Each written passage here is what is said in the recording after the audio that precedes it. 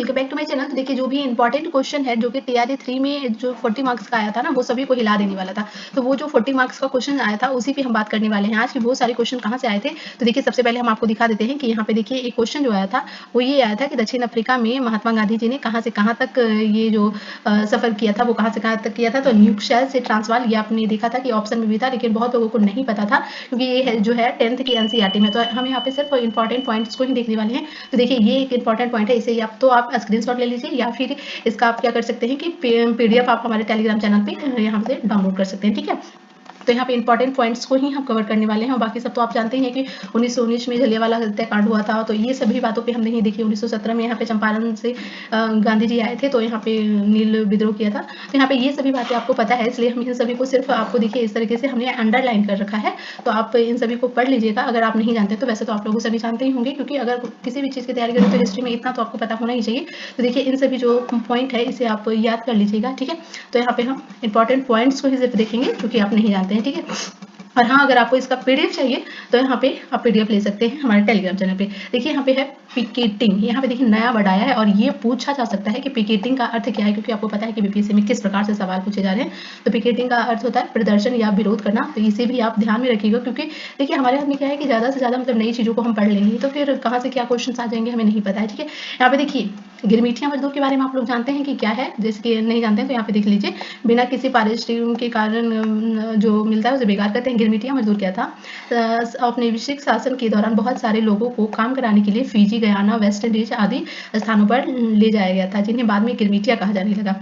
उन्हें एग्रीमेंट के तहत ले जाता था। तो एग्रीमेंट को ही मजदूर जो थे ना वो एग्रीमेंट करते करते उन्हें अच्छे से नहीं बोलने आता था तो गिरमिट बोलते थे, इसीलिए इसका नाम पड़ गया गिरमिटिया मजदूर। ठीक है, अब ये आप जानते हैं, मुझे पता है, और नहीं जो जानते हैं वो भी जान गए। अब यहाँ पे देखिए नया पॉइंट जो है वो है अवध में सन्यासी बाबा रामचंद्र किसानों का नेतृत्व कर रहे थे। ठीक है, ये आपके लिए इंपॉर्टेंट है क्योंकि देखिए यहाँ से क्वेश्चन आ चुके हैं तो ये हमारे लिए बहुत इंपॉर्टेंट है। तो ये सब आप याद कर लीजिएगा और नोट डाउन कर लीजिएगा। बाबा रामचंद्र इससे पहले फिजी में गिरमिटिया मजदूर के तौर पर काम कर चुके थे।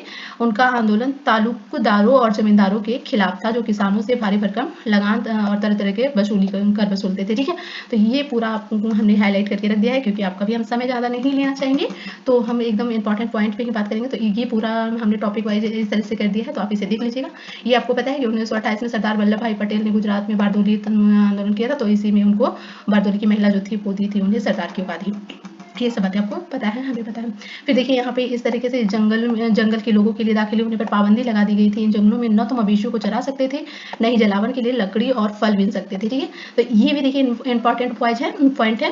तो देखिए यहाँ पे एक इंपॉर्टेंट निकल कर आता है, नेतृत्व करने वाले जो थे वो अल्लूरी सीताराम थे। ये आपके लिए मोस्ट इंपॉर्टेंट है क्योंकि यहाँ से क्वेश्चन आ चुके हैं और ये क्यों नहीं पूछा जाएगा, पूछा जाएगा, बिल्कुल पूछा जाएगा। तो देखिए अल्लूरी सीताराम के बारे में देखिए कुछ कहा गया है। ये एक दिलचस्प व्यक्ति थे। ये जो थे वो सटीक खगोलीय अनुमान लगा सकते थे, लोगों को स्वस्थ कर सकते थे तथा गोलियों का भी इन पे असर नहीं होता था। राजू के व्यक्तित्व के चमत्कृत विद्रोह को विश्वास था कि ईश्वर का अवतार है राजू। तो आपसे इस प्रकार से पूछा जा सकता है कि अल्लूरी सीताराम में कौन से गुण थे, और ये खगोलीय वाला भी आपको दिया रहेगा और फिर ये सब भी दिया रहेगा कि उन्हें गोली लगने पे कुछ नहीं हो सकता है। तो इस प्रकार से किसी भी प्रकार से आपके पास क्वेश्चन जो है वो आ सकता है। ठीक है, अब देखिए यहाँ पे नेक्स्ट है जो स्वराज प्राप्ति के लिए गुरिल्ला युद्ध चलाते रहे हैं। तो ये भी देखिए आपके लिए इंपॉर्टेंट है। तो इन सभी को आपको नोट डाउन कर लेना है, नहीं नोट डाउन करेंगे तो आप स्क्रीनशॉट ले लीजिए। ये देखिए असम के बागान वाला ये क्वेश्चन भी टीआरई 3 में आ चुका है क्योंकि मैंने बताया कि टीआरई 3 में कुछ उटपटांग क्वेश्चन आए थे जो कि बहुत सारे लोगों को लगा था कि कहाँ से आ चुके हैं क्वेश्चन। तो देखिए असम के बागानों मजदूरों के लिए आज़ादी का मतलब यह था कि वे उन चार दीवारों से चाहे आ जा सकते हैं, बस यही उनका मतलब था। आज़ादी का मतलब था कि वे अपने गाँव में संपर्क रख पाएंगे। और देखिए इनमें क्या क्या बातें हैं, इसमें ये सारी बातें दी गई है तो आप इसे पढ़ लीजिएगा। ठीक है, तो अब हम नेक्स्ट पॉइंट को देखते हैं। और हाँ अगर आप नए हैं, अगर आपको हमारी वीडियो अच्छी लग रहा है कि आपको कि सच में कुछ एफर्ट हुआ है, आपका टाइम वेस्ट नहीं किया है, तो प्लीज़ सब्सक्राइब तो कर दो और अपने दोस्तों के साथ शेयर भी कर दो। ठीक है, हमने भी आपके लिए इतनी मेहनत करी है और इतने इंपॉर्टेंट पॉइंट खोज कर लाए हैं। तो देखिए 1922 में महात्मा गांधी असहयोग आंदोलन वापस लेने का फैसला कर देते हैं, ये भी आपको पूरा याद कर लेना है। देखिए 1919 के गवर्नमेंट ऑफ इंडिया एक्ट के तहत गठित की गई प्रांतीय परिषदों के चुनाव में हिस्सा लेना चाहते थे। ठीक है, तो ये सब इंपॉर्टेंट पॉइंट है तो इसे हमने इस तरह से बॉक्स भी करके रख दिया है तो आप इसे पढ़ लीजिएगा ताकि देखिए मैं इसीलिए कर रही हूँ कि आपको भी टाइम की बचत हो। देखिए विरोध को शांत करने के लिए वायसराय लॉर्ड इरविन ने अक्टूबर 1929 में भारत के लिए डोमिनियन स्टेटस यहाँ पे देखिए इंपॉर्टेंट है डोमिनियन स्टेटस का मतलब ऐलान किया था, ठीक है। यहाँ पे फिर क्या कहा था कि संविधान के बारे में चर्चा के लिए हम क्या करेंगे, गोलमेज सम्मेलन का आयोजित करेंगे। तो गोलमेज सम्मेलन का आयोजन किस लिए किया गया था, ये आपसे पूछा जा सकता है, बिल्कुल पूछा जा सकता है।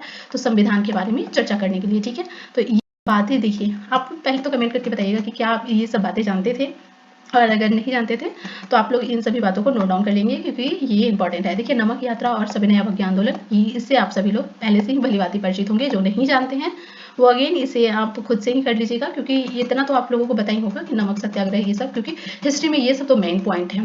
अब जो नहीं मेन पॉइंट है, जो छुपा रोज सब निकल जाता है, हम उसकी ही बात कर रहे हैं, ठीक है। यहाँ पे देखिए 5 मार्च 1931 को इरविन के साथ एक समझौता पर दस्तखत कर दिए थे महात्मा गांधी जी ने लंदन में होने वाले दूसरे गोलमेज सम्मेलन में हिस्सा लेने पर अपनी सहमति व्यक्त की थी। तो देखिए यहाँ पे एक आपके पास ये भी क्वेश्चन निकल कर आता है कि महात्मा गांधी कौन से गोलमेज सम्मेलन में भाग लिए थे, तो ये आपका हो जाएगा सेकंड में भाग लिए थे महात्मा गांधी। और कौन से ऐसे थे जो कि तीनों गोलमेज सम्मेलन में भाग लिए थे, तो ये आप बताइए। तो ये जो थे वो थे बी आर अम्बेडकर। देखिए यहाँ पे ये भी इंपॉर्टेंट हो जाता है, अगर आपसे पूछ दे कि ये पट्टीदार कहाँ प्रचलित था, तो ये आपको बताना है गुजरात में, तो ये भी इंपॉर्टेंट है। और यहाँ पे जाट आंदोलन कहाँ पे हुआ था, तो ये उत्तर प्रदेश में हुआ था। तो ये सब देखिए इंपॉर्टेंट है आपके लिए। तो इंपॉर्टेंट पॉइंट्स को हमने हाईलाइट किया है ताकि आप इससे आपके 1-2 नंबर बन सके। यहाँ पे देखिए ये सब इंपॉर्टेंट डेट्स है, तो आप देखिए इसे भी याद कर लीजिएगा। बाबा रामचंद्र उत्तर प्रदेश के किसानों को संगठित करते हैं 1918 से 19 में। फिर देखिए 1919 में रॉलेट एक्ट, ये सब आप लोगों को पता है। खिलाफत आंदोलन सभी आपको पता है। और इन सब का आप आगे मैं कह रही हूँ आपका टाइम वेस्ट ना हो, इसीलिए मैं कह रही हूँ। वैसे मैं इन सबको डिटेल में बता सकती हूँ, लेकिन उससे क्या होगा, ये सब गोलमेज सम्मेलन तो आप जानते हैं कि कभी कभी हुआ था, तो वो सिर्फ आपको नोट डाउन करने की आवश्यकता है।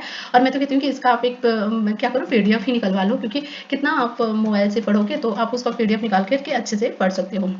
अब यहाँ पे देखिए ये इंपॉर्टेंट है, ये बहुत लोग नहीं जानते होंगे। डॉक्टर BR अम्बेडकर ने 1930 में दलितों के लिए दलित वर्ग एसोसिएशन संगठित किया था। दलितों के लिए अलग अलग निर्वाचन क्षेत्र के सवाल पर दूसरे गोलमेज सम्मेलन में महात्मा गांधी के साथ उनका काफी विवाद हो गया था। वो चाहते थे कि अलग से ही उन्हें दिया जाए ताकि वो ही वहां पे चुनाव लड़े और वही वोट दें, लेकिन अंग्रेज तो मान ही गए थे क्योंकि उन्हें तो विभाजन करना ही था, तो मान गए थे। लेकिन गांधी जी जो थे वो अनशन पे बैठ गए थे, और फिर अम्बेडकर जी थे वो गांधी जी की राय मान ली उन्होंने, और सितंबर 1932 में पूना पैक्ट पर हस्ताक्षर हुआ। ये देखिए पूना पैक्ट वाला जो क्वेश्चन है वो हर बार TRE में लगभग पूछा ही जा रहा है, तो ये इसे तो आपको याद ही रखना है कि 1932 में हुआ था। और कौन से जेल में हुआ था ये आप हमें नीचे कमेंट करके बताइएगा, ठीक है।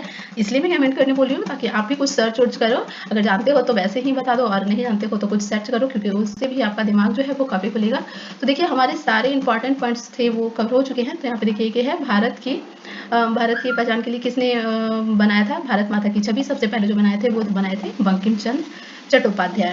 ये आप लोगों ने तो इसे तो आप लोगों ने पढ़ा ही होगा। अब हाँ, इतनी अच्छी से हिस्ट्री आपने अगर पढ़ी होती तो आपको पता ही होता, क्योंकि 10th में या 10th तक तो हिस्ट्री सभी लोग पढ़े होते हैं, लेकिन देखिए कहाँ उतना याद रहता है। ट्रांसवाल ये सब तो लग रहा था, बच्चों जब देख रहे थे तो लग रहा था कि ये तो एकदम नया क्वेश्चन है। तो देखिए यहाँ पे हमारे इंपॉर्टेंट हाईलाइट पॉइंट जो है वो खत्म हो चुके हैं। तो ऐसे ही अगर आपको और भी हाईलाइट पॉइंट देखना है तो आप नीचे बहुत सारे कमेंट कीजिएगा, साथ ही साथ आप इस वीडियो को ज़्यादा से ज़्यादा शेयर कीजिए। देखिए मैंने कितने कम समय में आपको, लगभग बहुत ही कम समय में आपको पूरा कवर कराया है, तो हमारी मेहनत को सफलता प्रदान कीजिएगा। इसी के साथ मैं आपके उज्जवल भविष्य की कामना करती हूँ, और साथ ही साथ ये भी कामना करती हूँ कि इससे एक क्वेश्चन तो जरूर आएगा। तो ठीक है, इसी के साथ हम अपने इस वीडियो सेशन को एंड करते हैं। थैंक्स फॉर वॉचिंग, जल्दी मिलते हैं नेक्स्ट वीडियो में।